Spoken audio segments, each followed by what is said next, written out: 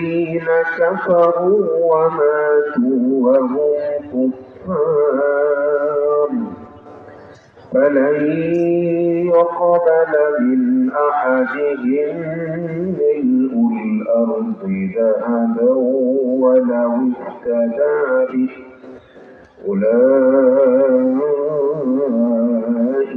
لهم عذاب أليم وما لهم من ناصرين صدق الله العظيم.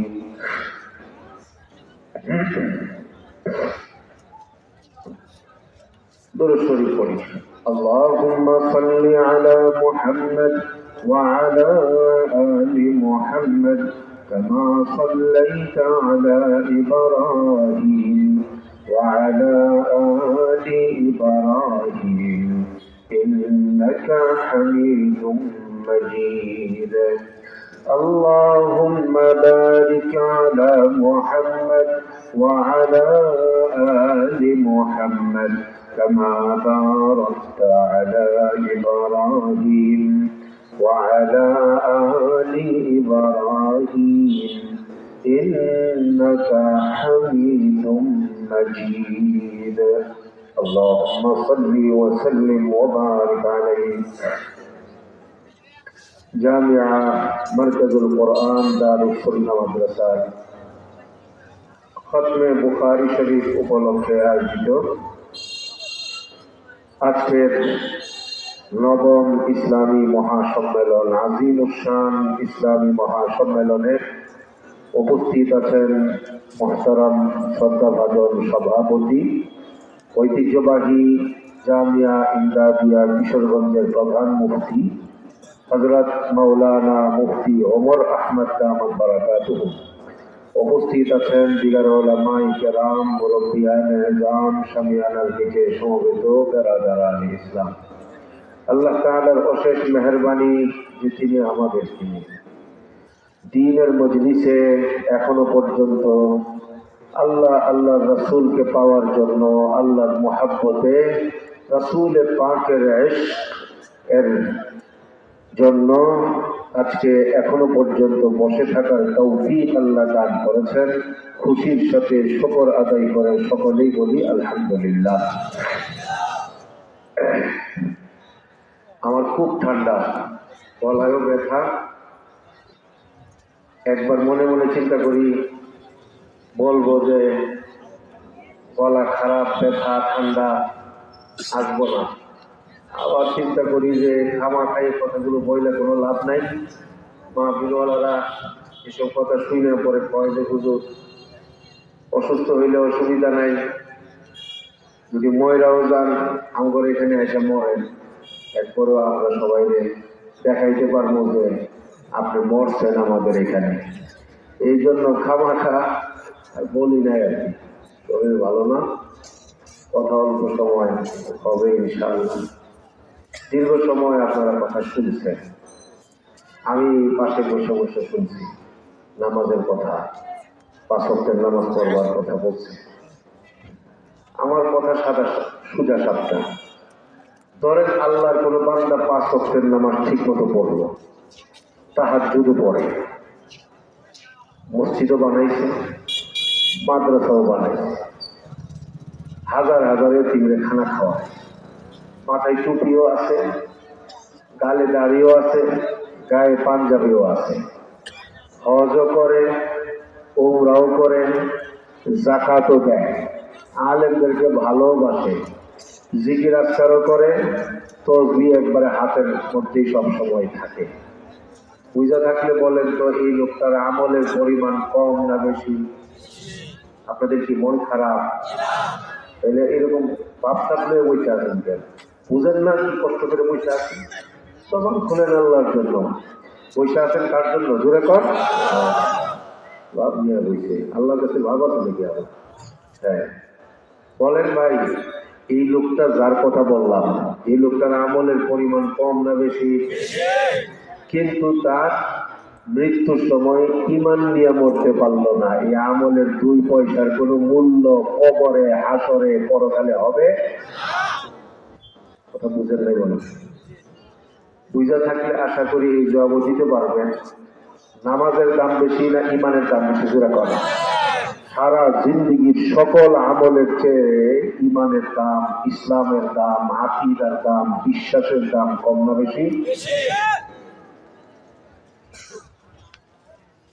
আল্লাহর বান্দা গুনার সাগরে হাবুডুবু খাইতেছে, কিন্তু আল্লাহ ছাড়া কিছু বুঝে না।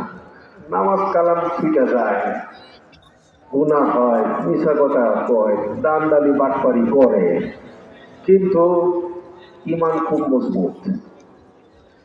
আল্লাহর এই বান্দার ব্যাপারে আল্লাহর নবী বলছেন, গুনার কারণে পিঠা পাটা খাইতে পারে, কবরে, জাহান্নামের আগুনে, কিন্তু কোনো না কোনো পর্যায়ে আল্লাহ তার ইমানের বরকতে তাকে জান্নাতে পৌঁছাই দিবে।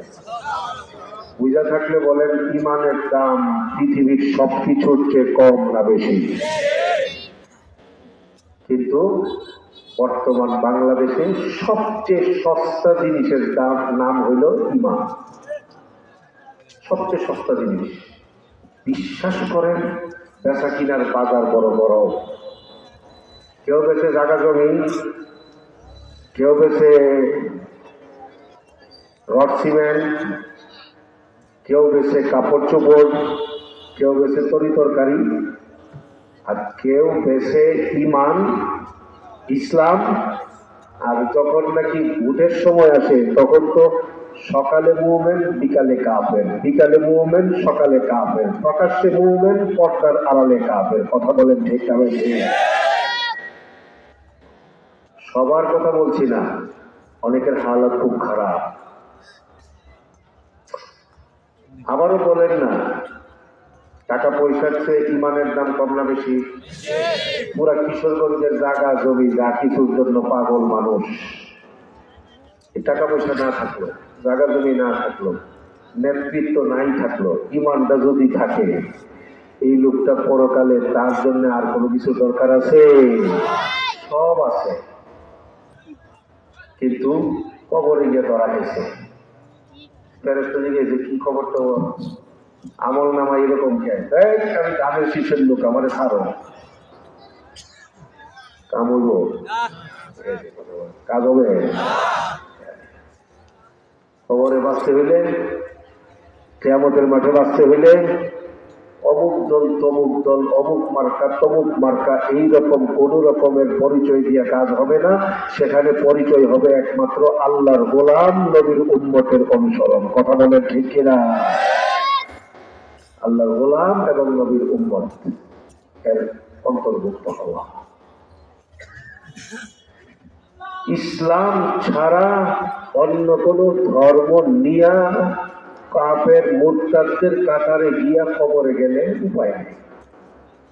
আমি কব রাখেন আপনি, ومن يبتغي غير الإسلام دينا فلن يقبل منه وهو في الآخرة من الخاسرين.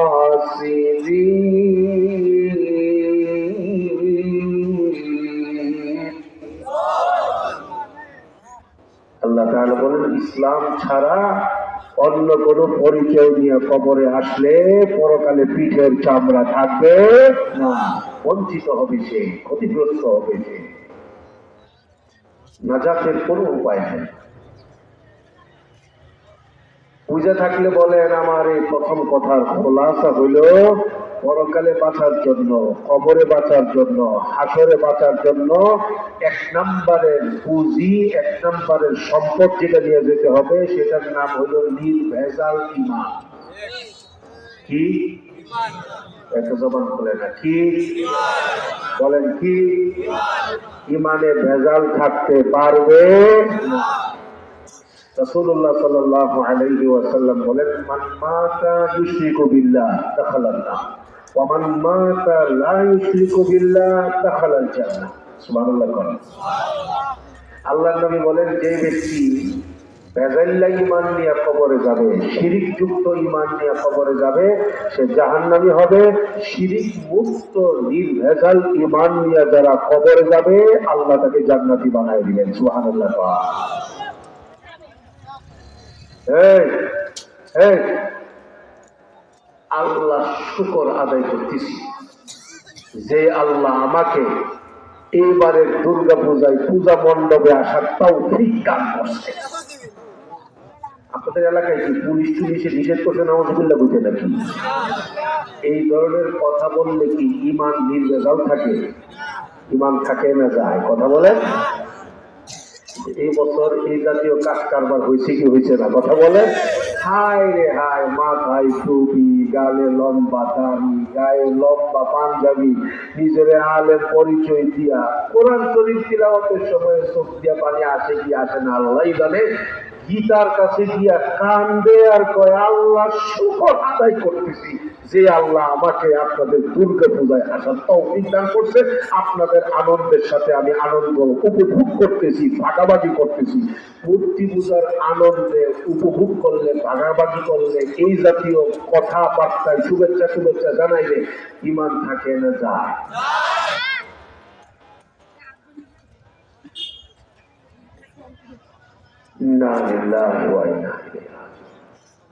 মৌসুমটা খুব খারাপ। মুসলিম শরীফের হাদিসের মধ্যে আসছে, রাসূলুল্লাহ সাল্লাল্লাহু আলাইহি ওয়াসাল্লাম বলেন, বাদিরু বিল আ'মালি ফিতানান কাকিতাইল লাইলিল মুসলিম ইসবিহু আর-রাজুলু ফিহা মুমিনান ওয়া ইউমসি কাফিরা ইলা আখিরিল হাদিস। নবীজি বলেন, ওই জামানা আসার আগে আগে তাড়াতাড়ি আমল করা শুরু করে দাও, যেই জামানায় চতুর্দিকে ফিতনা শুরু হবে। এই ফিতনার কারণে মানুষ সকালে থাকবে মুমিন, বিকেলে হয়ে যাবে কাফের। এই জামানা আসার আর কয়শো বছর বাকি আছে ভাই? কথা বলেন না। এই জামানা আসার বাকি আছে না চলতেছে?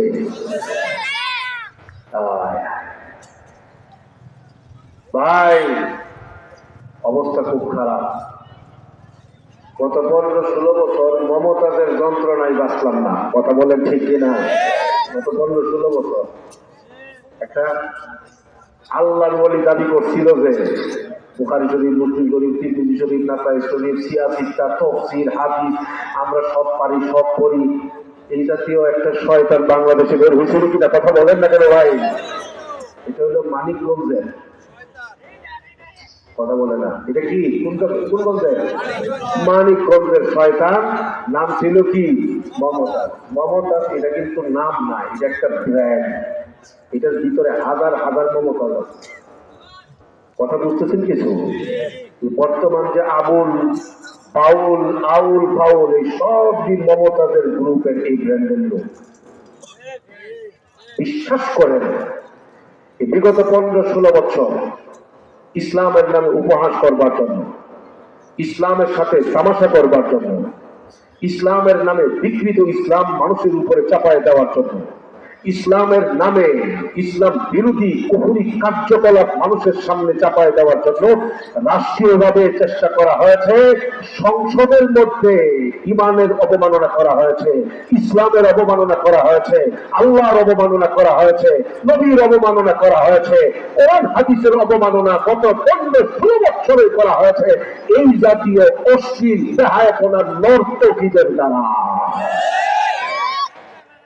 সবগুলো করা হয়েছে, কিন্তু আমাদের আলেম ওলামারা প্রতিবাদ করে গেছে। তাদেরকে থামানোর জন্য সরকারকে বলেছে, প্রতিবাদের পরে কর্মসূচি দেওয়া হয়েছে।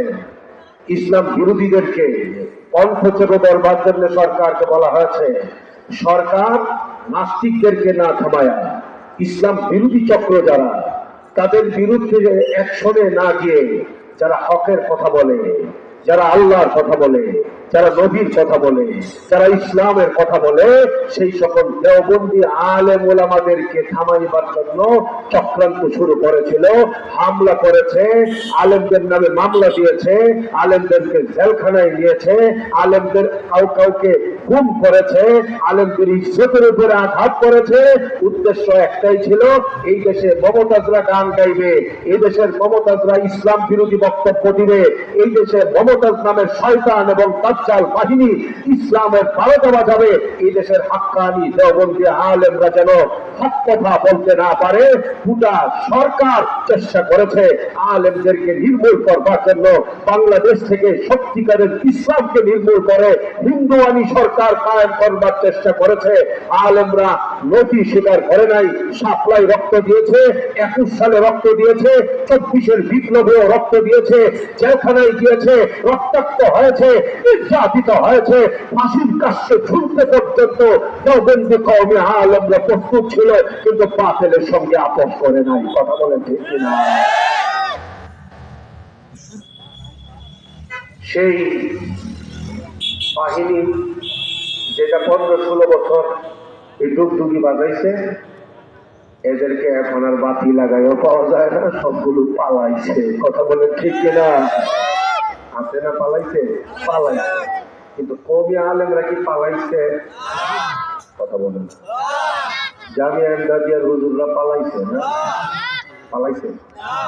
কওমি মাদ্রাসার হুজুর, আলেম ওলামা যারা নির্ভয়ে কথা বলেন ইসলামের কথা, তারা পালাইছে?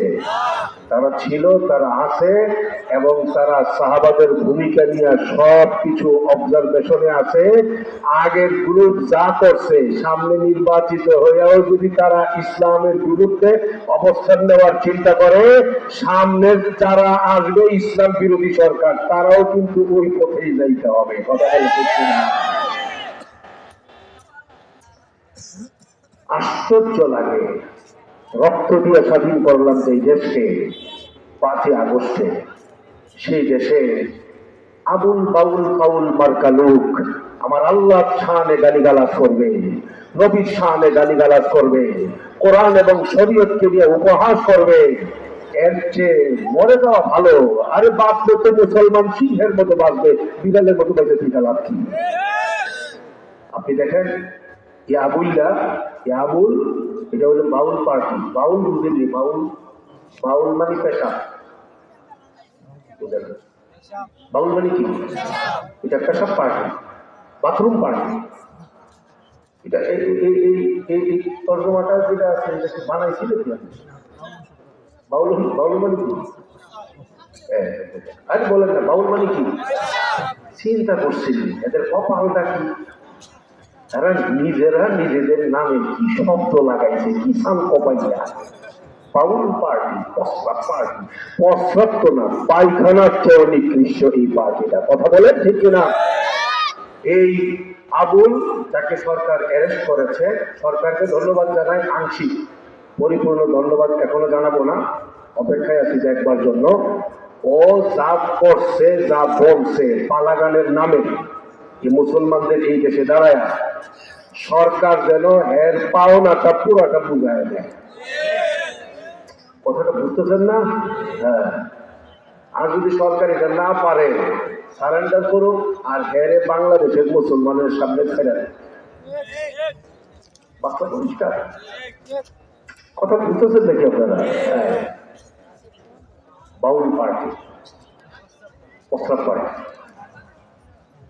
সে বলে আমার আল্লাহর শানে, আল্লাহ তাআলার শানে, সে বলে যে আল্লাহ এক মুখে কয় আল্লাহ নাকি সর্বপ্রথম এশককে বানাইছে, আরেক মুখে আল্লাহ কয় সর্বপ্রথম নাকি আল্লাহ আরশ বানাইছে, আরেক মুখে আল্লাহ কয় আল্লাহ নাকি সর্বপ্রথম তার নূর সৃষ্টি করছে। কয় আল্লাহর মুখটারে কি মুখ বলবো নাকি আরেকটা খুব খারাপ কথা? আপনাদের এলাকায় কি নাউজুবিল্লাহ খুব অসুবিধা আছে নাকি আপনাদের? ভাই মন মেজাজ কিন্তু খারাপ করে ফেলাইতেছে কি আপনাদের এখানে কি এই গ্রুপের কেউ আছে নাকি? কার বার্তা কি চুপ করে বসে আছে। এক পর্যায়ে সে বলে আমি আল্লাহর কথা, যা আল্লাহ বলছে এই কথার আগাও পাই না, পরের শব্দটা আমি আর বলতে পারবো না, খুব খারাপ, অশ্লীল, অশ্রাব্য, লজ্জাস্থানের সাথে সম্পর্ক তুলনা দিয়ে সে বলেছে, আমি এটাও পাই না ওইটাও পাই না।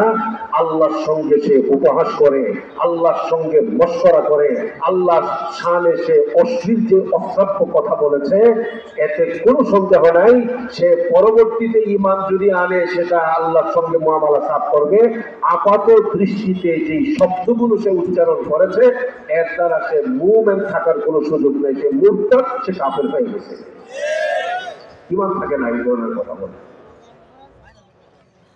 বলে আল্লাহর শানে বেয়াদবি করলে, নবীর শানে বেয়াদবি করলে, আল্লাহর শানে গালিগালাজ করলে, নবীর শানে গালিগালাজ করলে, শরীয়তের শানে গালিগালাজ করলে, কোরআন হাদিসের শানে অবমাননা করে বক্তব্য আর গালিগালাজ করলে ঈমান থাকে না যায়? বলে কন قل أبالله وآياته ورسوله كنتم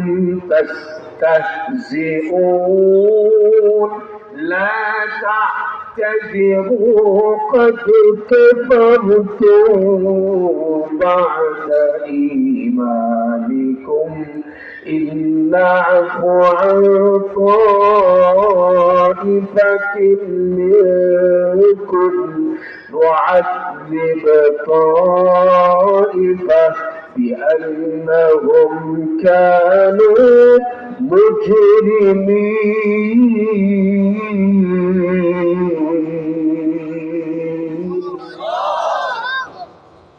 যে আয়াত তিলাওয়াত করছি এই আয়াত নাযিল হওয়ার পিছনে একটা ঘটনা আছে।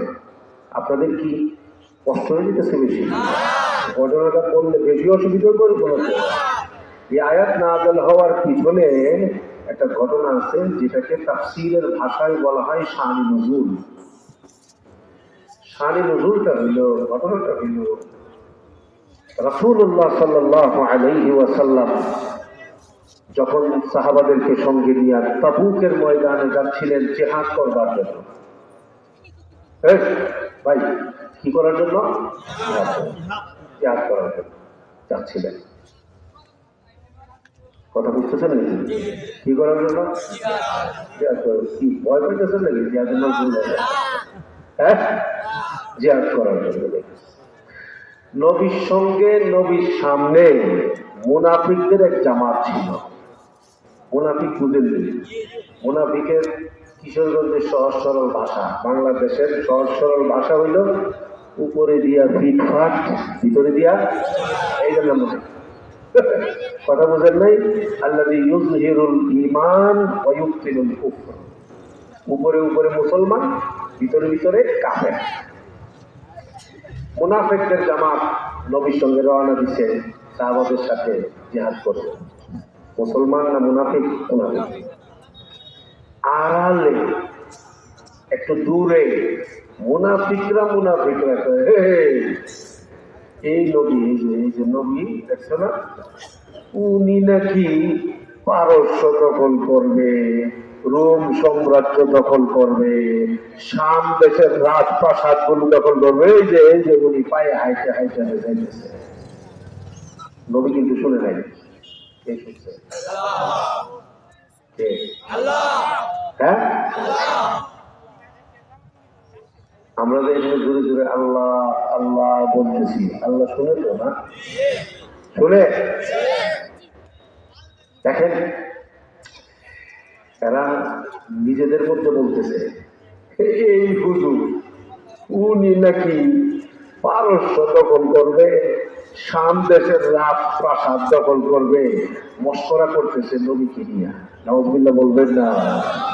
কেউ না শুনলেও তো কে শুনছে, কেউ না জানলেও তো কে জানছে। খবর চলে আসে নবীর কাছে। খবর নবীকে কে জানাইছে? নবী ডাক দিতে, ডাক দিয়েছে, এই গ্রুপ, আমার ব্যাপারে বলে তোমরা এরকম এরকম কও। وَلَئِنْ سَأَلْتَهُمْ ليقولن إنما كنا نخوض ونلعب قل أبالله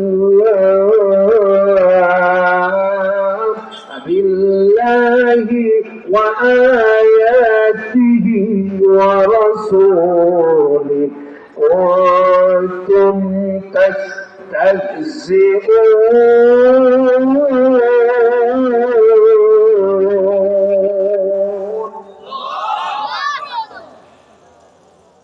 আল্লাহ নবী জিজ্ঞেস এই আমার ব্যাপারে তোমরা নিজেরা নিজেরা নাকি এরকম বলছো, আমার ব্যাপারে আপত্তিকর কথা, মস্করা করে কথা, অশালীন কথা। তখন তারা বলছে, ইয়া রাসূলুল্লাহ, আমরা মন থেকে বলি নাই, আমরা এমনি নিজেরা একটু মজা করছিলাম। কি করছে? কথা বুঝতেছেন নাকি? মন থেকে বলি নাই, মজা করছি। আল্লাহ জবাব দিয়ে বলেন, قل أبالله وآياته ورسوله كنتم تستهزئون لا تعتذروا قد كفرتم بعد إيمانكم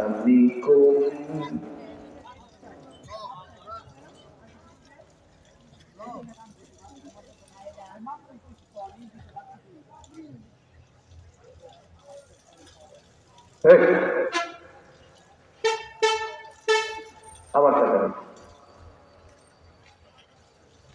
একদম খামোশ, না হয় চলে যাবো।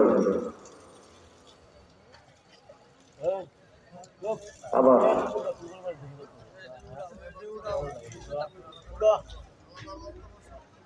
কুল আবিল্লাহি ওয়া আয়াতিহি।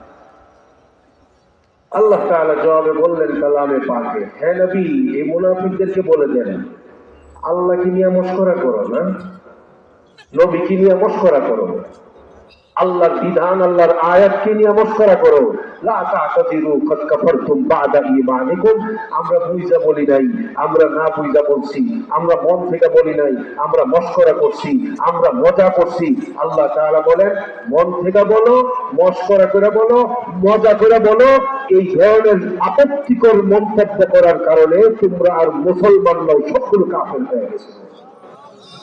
বুঝা থাকলে বলেন, আল্লাহর সামনে গালিগালাজ করলে, আল্লাহর নাম নিয়ে গালিগালাজ করলে, আল্লাহর শানে কালিমা লেপন করলে, আল্লাহর শানে আপত্তিকর মন্তব্য করলে ঈমান থাকে না যায়? মুসলমান না কাফের? বলেন কেন মুসলমান না কাফের? জোরে কর। সুতরাং এই আবুল সাবুল বাহিনী বর্তমানে যা বলতেছে, এই ধরনের কথা বললে তাদের ঈমান থাকে না যায়? আমি চ্যালেঞ্জ দিয়ে বললাম, এই বর্তমানে যারা এই বাউল পার্টি আছে, এই রাতের অন্ধকারে পালাক গানের নাম দিয়া আল্লাহর ব্যাপারে, নবীর ব্যাপারে, শরীয়তের ব্যাপারে তারা যে বক্তব্যগুলো দেয়, সেইগুলো যদি কোরআন হাদিসের আলোকে যাচাই করা হয়, আমি তাদের বক্তব্য অনেকগুলোই আমি শুনি, তাদের এই বক্তব্যগুলোর মধ্যে যদি কোরআন হাদিসের আলোকে দৃষ্টি দেওয়া হয়, অধিকাংশ এই পাউল বাহিনী যারা, অধিকাংশদের ব্যাপারে প্রমাণ হয়ে যাবে এগুলোর একটারও ঈমান নাই। ঈমান বিধ্বংসী কথা বলে, কোরআন বিধ্বংসী গান গায়, পালা গানের নামে ইসলাম বিরোধী বক্তব্য দেয়। আমার পরিষ্কার কথা, এই দেশকে যদি ইসলাম বিরোধী চক্র থেকে দেশকে যদি মুক্ত করতে হয়, এই দেশে মুসলমানদের ইজ্জতের উপরে আঘাত করবে, কোরআনের উপরে আঘাত করবে, আমাদের অনুমতিতে আঘাত করবে, এই সব রাস্তা যদি বন্ধ করতে হয়, আমাদের দাবি, মুসলমানদের দাবি, ইমানের দাবি, কাদিয়ানীদেরকে যেমন রাষ্ট্রীয়ভাবে অমুসলিম ঘোষণা করতে হবে, এই আউল ফাউল বাহিনী যারা আছে তাদের সকল কার্যক্রম রাষ্ট্রীয়ভাবে নিষিদ্ধ করতে হবে।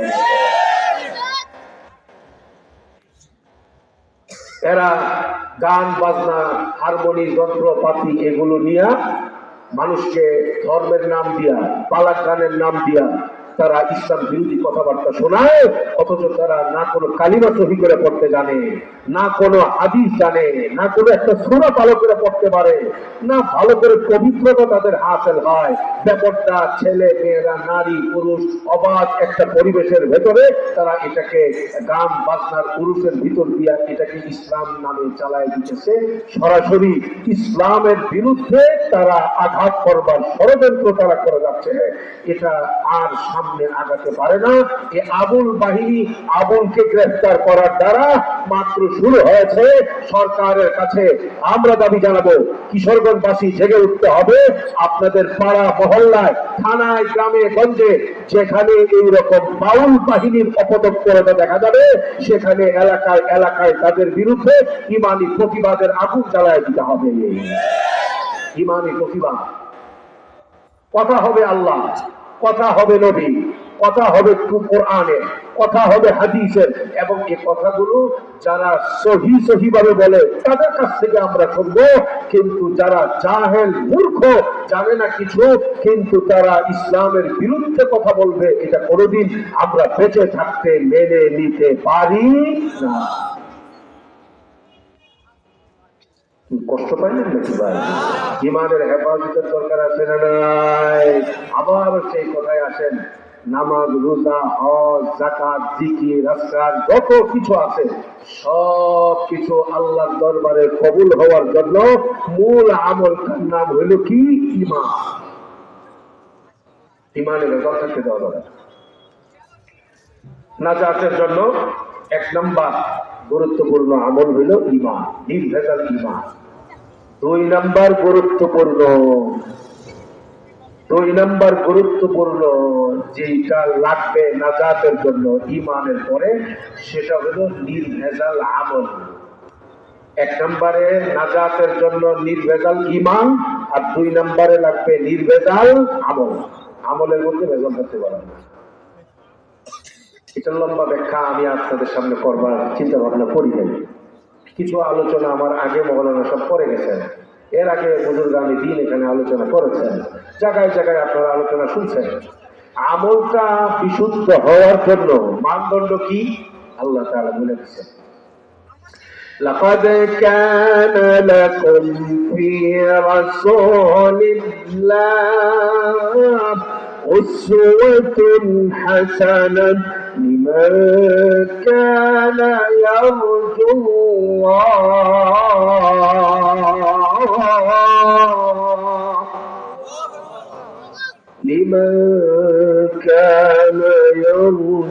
الله واليوم الآخر وذكر الله كثيرا।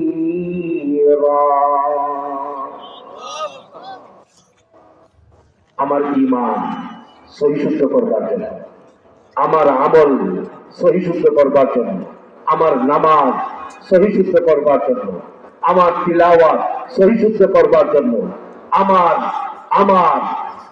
তাজিম, আমার আখলাক, আমার চরিত্র, আমার ব্যবসা, আমার চাকরি, আমার রাজনীতি, আমার জীবন, আমার যৌবন, আমি ব্যক্তি, আমার পরিবার, এই সবগুলোকে জান্নাতি বানাইবার জন্য মানদণ্ড হইল রাসূলুল্লাহ সাল্লাল্লাহু আলাইহি ওয়াসাল্লাম, নবীজিকে অনুসরণ করতে হবে।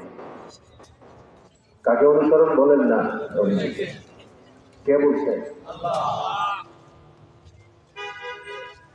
ইয়া আল্লাহ, আমার মাথা থেকে পা পর্যন্ত যা কিছু আছে নবীর সাথে মিলে কিনা দেখতে হবে। আমার ব্যবসা নবীর সঙ্গে মিলে কিনা দেখতে হবে। আমার ইবাদত নবীর সঙ্গে মিলে কিনা মিলায়া যাচাই করতে হবে। আপনার ছেলে আছে, আপনার মেয়ে আছে, আপনার বিবি আছে, আপনার পরিবার আছে, আমাদের পরিবার নবীর পরিবারের সাথে মিলে কিনা যাচাই করে মিলাইয়া দেখতে হবে। খালি স্লোগান দিলে হইব না, ওর জ্ঞানও ঠিক রাখবেন।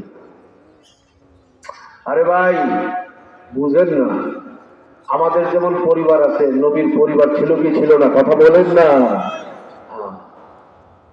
আজকে দুঃখের সঙ্গে বলি, আমরা আমাদের নিজেকে নিয়ে যতটা ভাবি, আমাদের ছেলে মেয়েদের জান্নাত নিয়ে অতটা ভাবি না। অনেক স্বার্থপর আমরা, অনেকেই নিজেরা জান্নাতি হয়ে যাবে, বাবা জান্নাতি হবে, দাদা জান্নাতি হবে, দাদি জান্নাতি হতে চায়, ছেলেটা স্কুলে পড়ে, হাই স্কুলে পড়ে, কলেজে পড়ে, ভার্সিটিতে পড়ে, তার জান্নাতের জন্য যে কি লাগবে ওই দিকের অধিকাংশ মা বাবার নাই। কথা বলেন না। অথচ বাবা, দাদা, নানা, নানি, স্বামী, স্ত্রী তারা যেমন জান্নাতি হওয়া লাগবে, কলিজার টুকরা আদরের ছেলেটা মেয়েটা সে ডাক্তার হবে, ইঞ্জিনিয়ার হবে, প্রফেসর হবে, ব্যারিস্টার হবে, রাজনীতিবিদ হবে, সে মন্ত্রী হবে, এমপি হবে, সব হবে, কিন্তু সবার আগে তো সে জান্নাতি হতে হবে। কথা বলেন না কেন? এই জান্নাতি পরিবার নবী কেমনে বানাইছে, কেমনে তৈরি করছে? নবীর এক একটা ঘর ছিল মাদ্রাসা, নবীর এক একটা কামরা ছিল মাদ্রাসা, নবী নিজে শিখাইছে। ভাই দেখেন, বুখারী শরীফের হাদিস, কষ্ট হইতেছে না? বুখারী শরীফের হাদিস, নবীজি বসা, নবীজির সঙ্গে আমাদের দুইজন আম্মা জান বসা, নবীজির সহধর্মিনী দুইজন, আমাদের পবিত্র আম্মা জান দুইজন বসা নবীজির সঙ্গে। ঠিক সেই সময়ে অন্ধ সাহাবী আব্দুল্লাহ ইবনে উম্মে মাকতুম রাদিয়াল্লাহু তাআলা আনহু উনি আসছেন নবীজির দরবারে।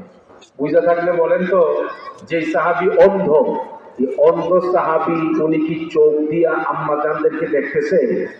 কিন্তু আম্মা জান যারা নবীর স্ত্রীগণ, ওনারা নিজের চোখ দিয়া ওই অন্ধ পুরুষকে সাহাবী ওনাকে দেখে কি দেখে না? নবী কি করলেন? একটা জীবা মিনহু, এই এই পর্দা পর্দা পর্দা পর্দা। নবীজি সাল্লাল্লাহু আলাইহি ওয়াসাল্লাম শিখাইছেন মেয়েদেরকে জান্নাতি বানাইবার জন্য নামাজ যেমন জরুরি, পর্দাও তেমন জরুরি।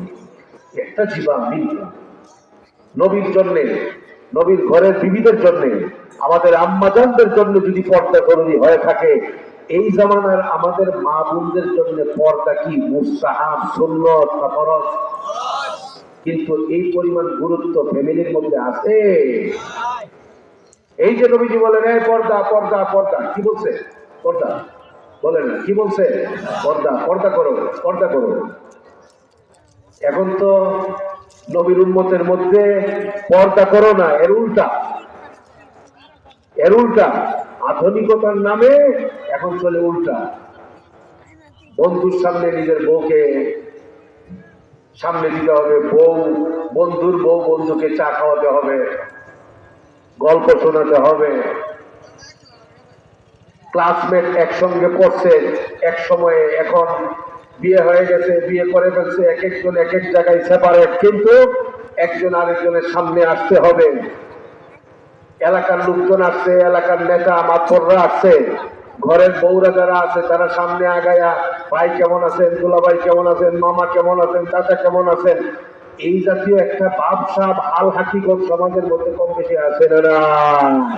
অথচ যদি জিজ্ঞেস করা হয় সবাই বলবে জান্নাত কিন্তু আমার জন্য জায়গাটা আগে রাখছেন, কিন্তু পর্দার খবর নাই। لقد كان لكم في رسول الله أسوة حسنة لمن كان يرجو الله، لمن كان يرجو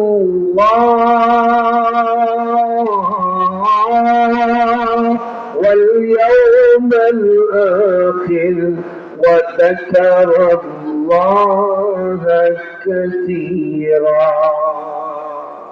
যারা আল্লাহকে পেতে চায়, আল্লাহর মুলাকাত লাভ করতে চায়, যারা পরকালকে বিশ্বাস করে, পরকালের নাজাত পেতে চায়, এই মানুষগুলোর জীবনের প্রত্যেকটা ক্ষেত্রে নবীকে দেখে দেখে, নবীর আমল দেখে, নবীর 23 বছরের সুন্নত মোতাবেক নিজেদেরকে পবিত্র বানাবে, পরিবর্তন করবে, নিজেকে সাজাবে নবীর মতো হয়ে। আমরা নবীর এক একজন আশিক হয়ে নবীর সুন্নতের রঙে রঙিন হয়ে কবরে যাব, এরকম নিয়ত করতে পারি না ভাই? আল্লাহ সবাইকে হাবিবে পাকের সুন্নতের জিন্দেগি দান করেন, আমিন করেন। কথা আমি কোথায় নিয়েছি এখন ভাই? আমরা এখানে যারা আছি নাজাতের জন্য, জাহান্নামের আগুন থেকে বাঁচার জন্য, জান্নাতি হওয়ার জন্য, আল্লাহর দুস্থ আর পেয়ারা হওয়ার জন্য আমরা যারা বসছি, আমাদের এই সময়ে একদম আঙ্গুলে ধীরে ধীরে 4টা জিনিস নিয়ে বলে দিচ্ছি। জাহান্নাম থেকে বাঁচার জন্য, আল্লাহর রাগ গুসা থেকে বাঁচার জন্য, জান্নাতি হওয়ার জন্য, ঈমান আর ইসলামকে সহি ভাবে বুকে ধারণ করে কবরে যাওয়ার জন্য 4টা জিনিস নিয়ে যায় দীর্ঘ কবরে। বলেন না ওই জিনিস? নাম্বার 1, আল্লাহর কালাম 30 পারা কোরআনকে মানতে হবে। পুরা 30 পারা কোরআন মানলো, শুধু একটা অক্ষর মানলো না, ইমানদার না কাফের? পুরা 30 পারাই মানলো, শুধু একটা শব্দ অস্বীকার করলো, সে মুসলমান না কাফের? এই কারণে কাদিয়ানীরা মুসলমান না কাফের? পুরা 30 পারাও যদি মানে, খাতামুন নবীয়িন শব্দটা না মানার কারণে গোলাম আহমদ কাদিয়ানীর অনুসারীরা যারা বলে আমাদের নবীর পরে গোলাম আহমদ কাদিয়ানী আরেকজন নবী, নাউযুবিল্লাহ বলবেন না? এই আকীদা বিশ্বাস স্থাপন করবার কারণে, এই বিশ্বাস গ্রহণ করবার কারণে কাদিয়ানী সম্প্রদায় তারা মুসলমান না কাফের? 1 নম্বর হলো পুরা কোরআন শরীফ এর উপরে বিশ্বাস রাখা, কোরআনে কারীমে যা আছে এই সবগুলোর উপরে আমল করা, কোরআনে কারীমের ইত্তেবা। 1 নম্বর হলো কোরআন মানবো। বলেন 1 নম্বর কি মানবো? বলেন 1 নম্বর কি মানবো? কোরআন। বলেন 1 নম্বর কি মানবো? কেউ বললো যে আমি শুধু কোরআন মানি, আমি হাদিস মানবো না, আমি শুধু আল্লাহকে মানি, আমি নবীকে মানবো না, মুসলমান না কাফের? কথা কি বুঝতে পারতেছেন? আরেকটা গ্রুপ বেরিয়েছে কিন্তু, এই গ্রুপের নাম হলো আহলে কোরআন। তারা বলে আমরা শুধু কোরআন মানি, আমরা হাদিস মানি। কথা বুঝতেছেন নাকি? হ্যাঁ। তাইলে 2 নাম্বার হলো নাজাতের জন্য, জান্নাতি হওয়ার জন্য 2 নাম্বার শর্ত হলো কোরআন যেমন মানতে হবে, হাদিস এবং রাসূল পাকের সুন্নত মানতে হবে। কয় নাম্বার হলো? 2। 3 নাম্বার, আল্লাহ কোরআনে যা বলছেন, নবী 23 বছরে যা করছেন, যা বলছেন, এই সবগুলো বাস্তবে আমল কইরা দেখাইছেন যারা, তাদের নাম হলো সাহাবা। তাদের নাম কি? সাহাবা। এই জন্য 3 নাম্বার হলো সাহাবাদের আদর্শের অনুসরণ করা। আল্লাহ নবী বলছেন মা আনা আলাইহি ওয়া আসহাবি, নাজাত প্রাপ্ত হওয়ার জন্য, জাহান্নাম থেকে বাঁচার জন্য, জান্নাতি হওয়ার জন্য কোরআন যেমন মানতে হবে, নবীকে যেমন মানতে হবে, কোরআন মানা, নবী মানা শিখতে হলে সাহাবাদেরকেও মানতে হবে। কথা কি বুঝতে পারতেছেন? 4 নাম্বার, 4 নাম্বার হলো এই পর্যন্ত কয়টা গেল? 4 নাম্বার হলো, আচ্ছা আলেম ওলামা বাদ দিয়া আমরা যারা জেনারেল শিক্ষিত মানুষ, বলেন তো কোরআন শরীফের 30 পারায় যা আছে আরবিতে, লক্ষ লক্ষ হাদিস কিতাবের মধ্যে যা আছে, ফিকহ শাস্ত্রের যত কিতাবে যা আছে, তাফসীরের কিতাবে যা আছে, এগুলো আমরা যারা জেনারেল শিক্ষিত মানুষ, আমরা নিজেরা আমাদের নিজস্ব যোগ্যতায় বুঝতে আমরা পারবো? বোঝার জন্য সহযোগিতা নেওয়ার দরকার আছে না নাই? সহযোগিতা নিব এনসিপির নেতা যারা, তাদের কাছ থেকে, বিএনপির নেতাদের কাছ থেকে, ডাক্তার, ইঞ্জিনিয়ার, প্রফেসর যারা, তাদের কাছ থেকে। কি লাগানো লাগাইছে রে ভাই! এই একটা ভোটের জন্য ওই এটা কি করে, দুর্গা পূজায় গিয়া কয় আপনাদের পূজা আর আমগর পূজা এক, আপনাদের উলুধ্বনি আর আমগর আজান এক। কথা বুঝেননি? তুই একটা বাংলা বই পড়ছে, এখন মনে করতেছে কাবা শরীফের ইমামের যে বড় আলেম হয়ে গেছে, কোন জায়গায় কি করবো না করবো ক্ষমতায় যাওয়ার জন্য পাগল হয়ে গেছে। একেবারে অবস্থা খুব খারাপ। বলতে বলতে বলে খুব বেশি বেশ কম নাই, আপনাদের কৃষ্ণ, আপনাদের কৃষ্ণ আর আমগর মোহাম্মদ সব মিলাইয়া একেই নেই এবং সব নেই প্রতিষ্ঠার প্রতি। এই ধরনের কথা বললে ইমান থাকে না যায়। কোন কথা বলা যাবে, কোন কথা বলা যাবে না, কোনটা করা যাবে, কোনটা করা যাবে না, কোন জায়গায় যাওয়া যাবে, কোন জায়গায় যাওয়া যাবে না, বক্তব্য দিতে গেলে কোন কতটুক সীমারেখা মানতে হবে, কোন সীমারেখা ওভারটেক করা যাবে না, এটার জন্য কোরআন হাদিসের ইলম লাগে। কথা বলেন ঠিক কিনা?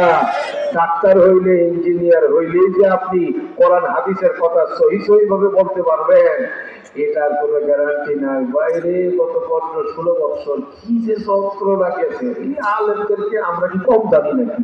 আমরা ব্যারিস্টার হয়েছি, আমরা প্রফেসর হয়েছি, আমরা এমপি হয়েছি, আমরা মন্ত্রী হয়েছি, কোনো আলেম দিয়ে দুয়াটা পর্যন্ত করাবো না, জানাজার নামাজও পড়াবো না, 3 তকবীরে জানাজা করে ছেড়ে দিচ্ছি।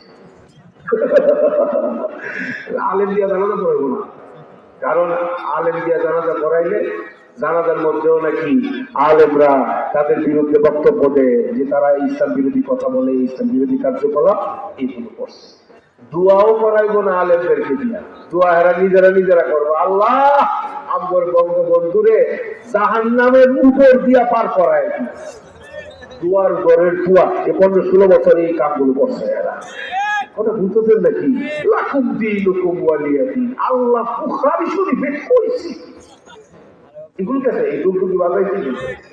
হ্যাঁ, এই এই অবস্থা ধরছে এখন। এই নতুন করে কিছু কিছু মানুষ স্লোগান দেয় আগামী বাংলাদেশ, কোরআনের বাংলাদেশ আমরা চাই, কোরআনের বাংলাদেশ আমি চাই, আপনি চান, জীবন দিয়ে হলেও বাংলার জমিনে কোরআনের শাসন কায়েম করতে হবে। এর জন্য প্রস্তুত আছি না? না, কিন্তু এর জন্য আমাদের মাথা ঠিক রাখতে হবে। যাদের কাছে ইসলাম নিরাপদ, যাদের কাছে শরীয়ত নিরাপদ, যারা কোরআন বুঝে, যারা শরীয়ত বুঝে, যারা ইসলাম বুঝে, যারা সত্যিকারের আলেম এবং যাদের সিনার ভিতরে পর্যাপ্ত এলেম আছে এবং যারা বিজ্ঞ আলেমদের তত্ত্বাবধানে চলে, তাদের কাছে ইসলাম নিরাপদ। সেই মানুষগুলো যদি আগামী নির্বাচনে ভোট চাওয়ার জন্য আসে, ইসলামের বাংলাদেশ কায়েম করবার জন্য তাদের পাশে দাঁড়াতে হবে।